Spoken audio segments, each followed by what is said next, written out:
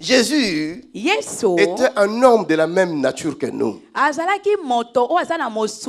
avait les yeux comme toi et moi, il avait la bouche, les oreilles, d'ailleurs il mangeait même. Il n'était pas spécial. Et Ésaïe 53 essaie de nous décrire tel qu'il était l'homme de souffrance, habitué à la souffrance, l'homme de douleur. Et puis Ésaïe 53 on ne pouvait même pas faire attention à lui. Et pourtant, les châtiments qui nous donnent la paix étaient tombés sur lui. Et c'est par ces maîtres sûrs que nous sommes guéris. Il y a quelqu'un dans cette salle qui est attaqué, il a une attaque de thrombose. Je crois que le Seigneur est en train de te guérir.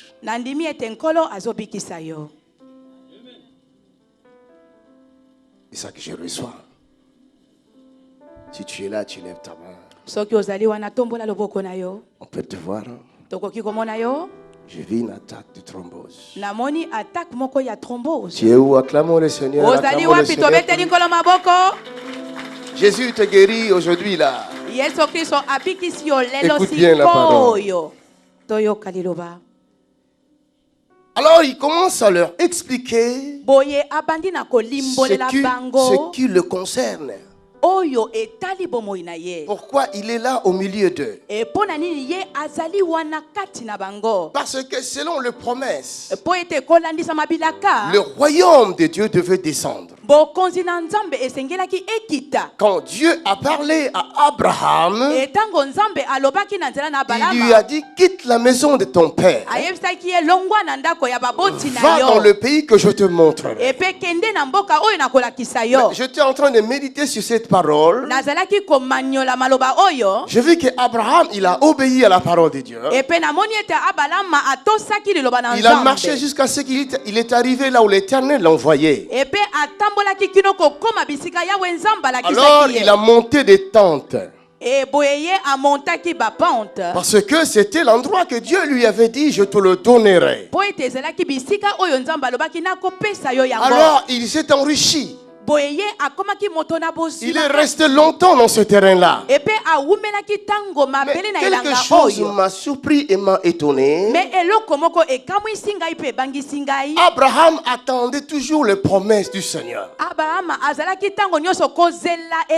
Et la Bible me dit qu'il avait vu de loin la cité que Dieu lui avait promis.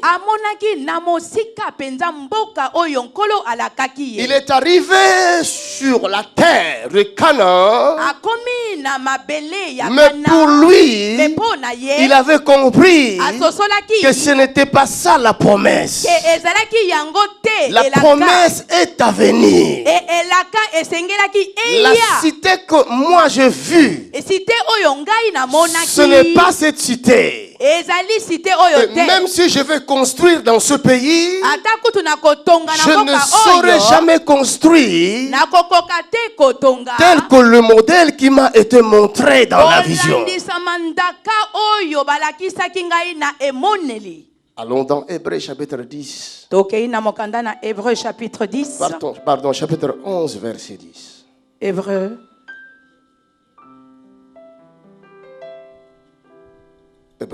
Hébreux au chapitre 9 à 10. Hébreux au chapitre 11, 9 à 10. Nous lisons dans le nom de Jésus. C'est par la foi qu'il vint s'établir dans la terre promise comme dans une terre étrangère, habitant sous des tentes, ainsi qu'Isaac et Jacob, les co-héritiers de la même promesse. Car il attendait la cité qui a de solides fondements, celle dont Dieu est l'architecte et le constructeur. Amen. Amen. Acclamons le Seigneur.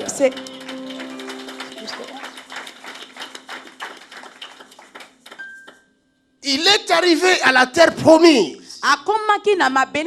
Au lieu de se réjouir, de dire que voici la terre, Dieu va me le donner. Mais non,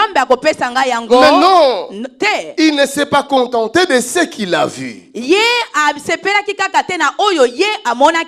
que tu as, même si tu as des millions aujourd'hui, ce n'est que l'ombre des choses à venir. Non, vous ne m'avez pas compris. Ce que tu as, même si c'est des millions, ce n'est que l'ombre des choses à venir.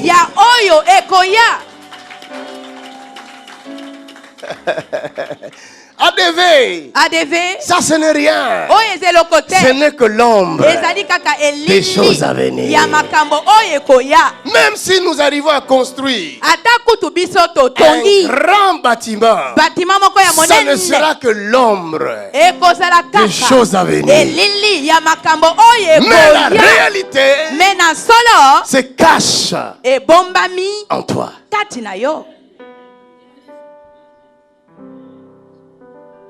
Dis-toi que tu es le chantier de l'Éternel.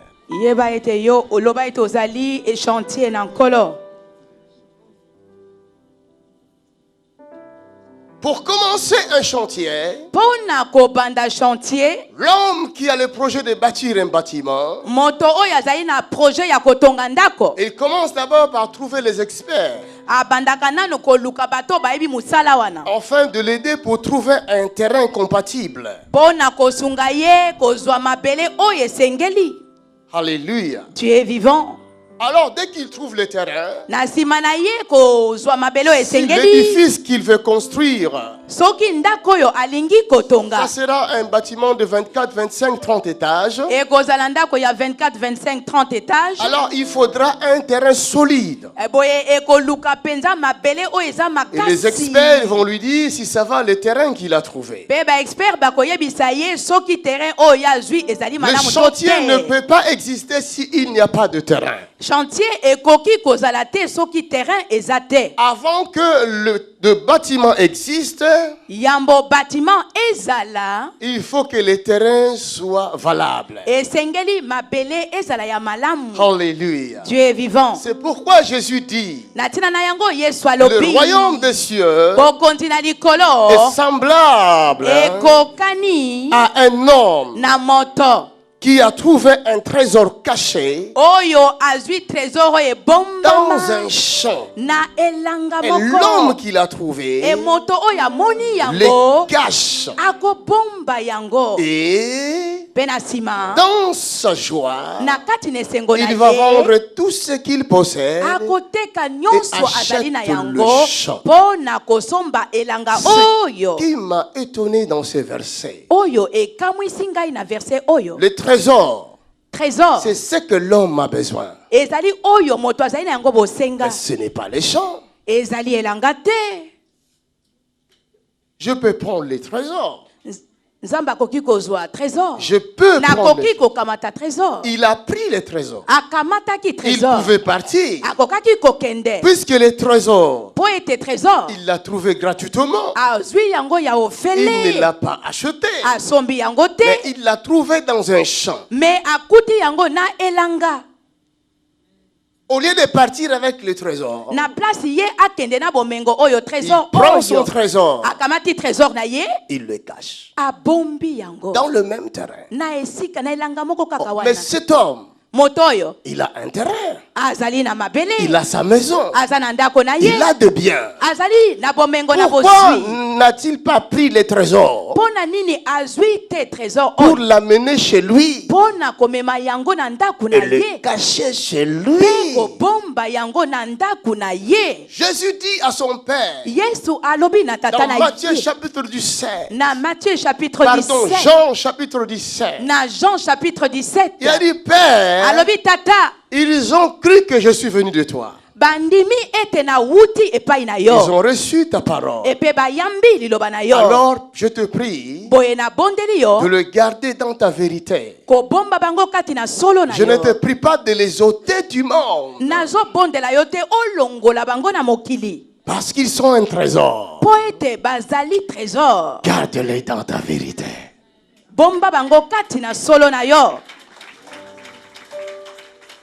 Alléluia. Dieu est vivant. Aujourd'hui, tu vas te découvrir ce que tu es réellement. Ce que tu ignores toi-même.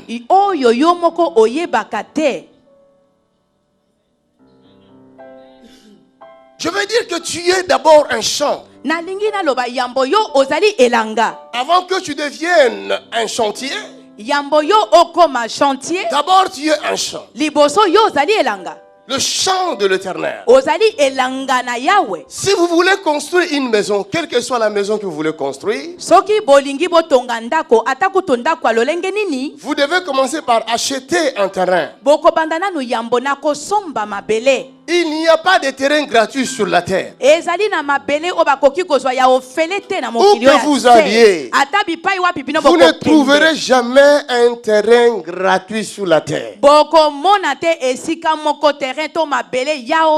Je suis arrivé en Angola. J'ai vu des terrains qui coûtent même $100,000. Rien que le terrain. Alléluia. Dieu est vivant. Et ici en Europe alors, les terrains ça coûte cher.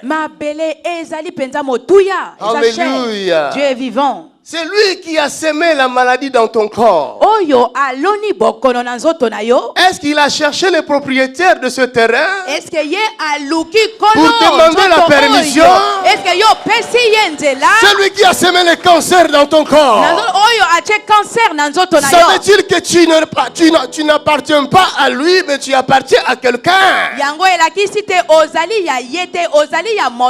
De qui a-t-il reçu le droit de venir planter son cancer dans ta vie?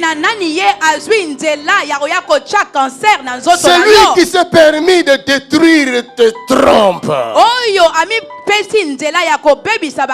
Je l'appelle un squatteur. De qui a-t-il reçu le droit de venir détruire tes trompes? La Bible dit celui qui vous trouble, quel qu'il soit, il emportera la peine. Celui qui te trouble, quel qu'il soit, il payera. Celui qui te trouve, quel que soit le temps, quelle que soit la durée de temps, tu appartiens à l'Éternel. Tu appartiens à l'Éternel. Tu es le terrain d'autrui.